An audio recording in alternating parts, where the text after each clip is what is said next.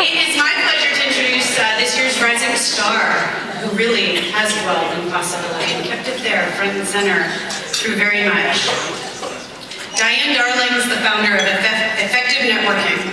She's an author of 2 successful books. She's a professor.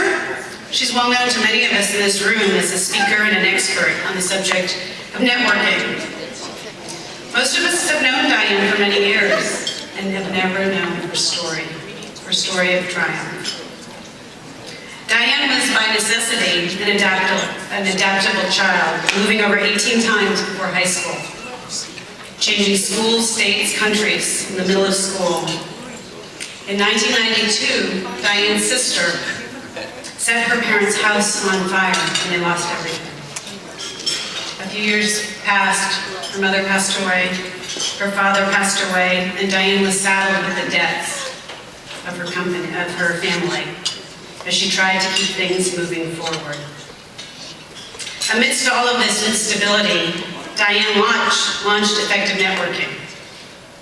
But an initial attempt years prior at starting a business left her saddled with $50,000 of debt in a real uphill battle.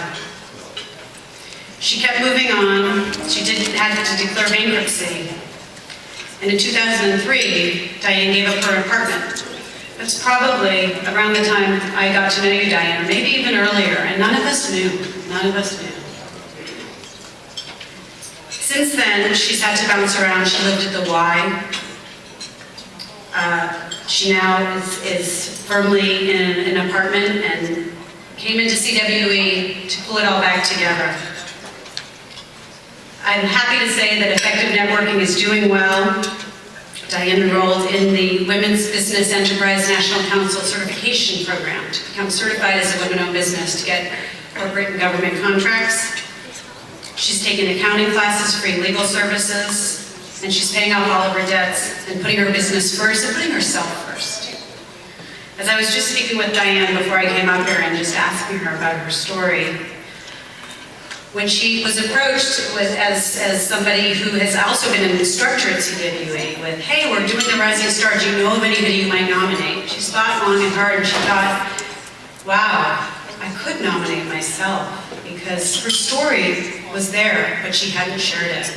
And the courage and the bravery to share that story is amazing. And she just told me she probably wouldn't have had the courage to do it without having read Jeanette Wall's book. So thank you both. Thank you, Diane, for your courage, for your bravery, for sharing this story. Without a doubt, you will touch many lives tonight and in the future. Please come up here and accept the Rising Star.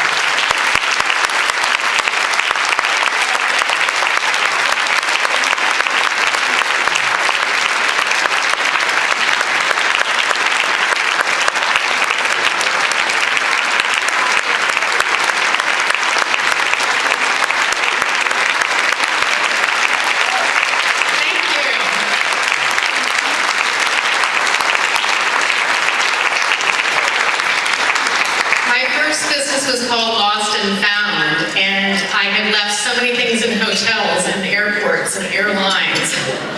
This was during the .com time. Instead of being founder, I was going to be born loser. And at the time, one of my amazing business advisors, Steve Coit, gave me a jar that said, shoot for the moon. If you miss, you'll land among the stars. And there's so many stars here this evening. I've been given 1 to 2 minutes to say thank you. I'm a speaker, give me a break. But I'm gonna try to do this fast and thank so many of you who've been a big part of this story. This is a good surreal. I've been through some bizarre surreals. I had one a few weeks ago when I was at the dentist, and I go to BU dental school because it's tough when you're an entrepreneur to get dental insurance, and all of a sudden I realized that my fillings were older than my dentist. Really a weird, surreal moment. Although I will say that one of my other surreal moments was when I was living at the Y and I'm in my flip-flops in the bathroom, and I hadn't really done this since college, and those are the days you really didn't need to worry about flip-flops. And I'm brushing my teeth, and this sweet little woman comes in and she puts in her teeth, and I'm like, well, at least I have teeth. And it made me really want to kind of figure out what I needed to do to get myself back on track. I decided not to declare bankruptcy. I wanted to pay back my debts. And at this point, there was just so many moving parts that I felt very actually blessed to find the why, which gave me a wonderful home for a while. And it was very surreal. My parents were professors, but they were also in the CIA. And my parents used to teach me, you need to tell people what they need to know. So when people said, Diane, where are you living? I said, in the South End, and what's new with you? And I learned to do this conversation transition very, very well. Last summer, I had been told a number of times, you need to read this book, The Glass Castle. And I sat down and I read about 50 pages at one evening, and I thought, I can't do this. This is just too much. My heart was racing. I woke up the next morning and I just finished it in a hammock, and I didn't even move for 5 hours. I think I just finished it solid. And last summer I had the privilege of seeing Jeanette at an event, and I did what I call my networking end run. So she was walking to the book signing, and I went around the other side to cut her off. And I said, I may have a story, but how do you decide what do you say? What will people think of you when they know other parts of you? And I'm nervous about that. And she said, start talking, start sharing, and start writing. And so that's what I've been starting to do. Just sort of 3 quick shout outs if I can. One, and all of you who are entrepreneurs, you can appreciate this. One, I need to get fired from running effective networking. I want to find people who can help me grow this business. Right now, there are so many people who need this. I've been doing it for 10 years. We could do so much more. And so if you're inclined to kind of connect with me, I would love to hear from you. 2, I'm asking 10 minutes from you. Give me a call, send me an email. I'd love to hear 10 minutes and have you share with me what's going on and how I can help you. Who can I connect you to in my network and help you grow and help you succeed? 3, I'm overdue for some fun. And so on the off chance you find yourself with an extra Red Sox ticket, a Patriots ticket, Tom Jones in July, I think we need to have some fun. So give me a call. I would like to dedicate this to my mom. And after the fire happened, I flew up to Colorado the next day. The Red Cross was taking care of them.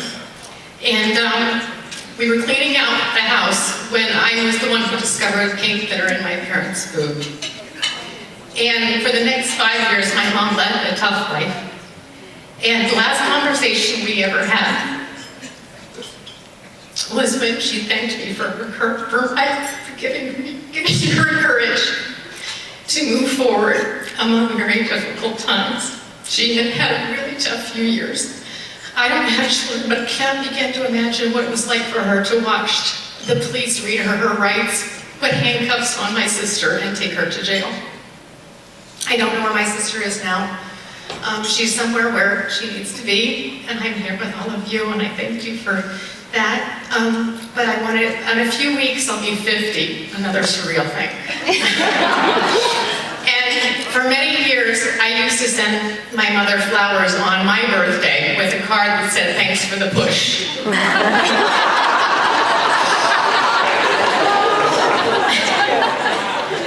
right now, I think she's pushing all of us to find some courage and to find what we need to be together and to move through this a very challenging time.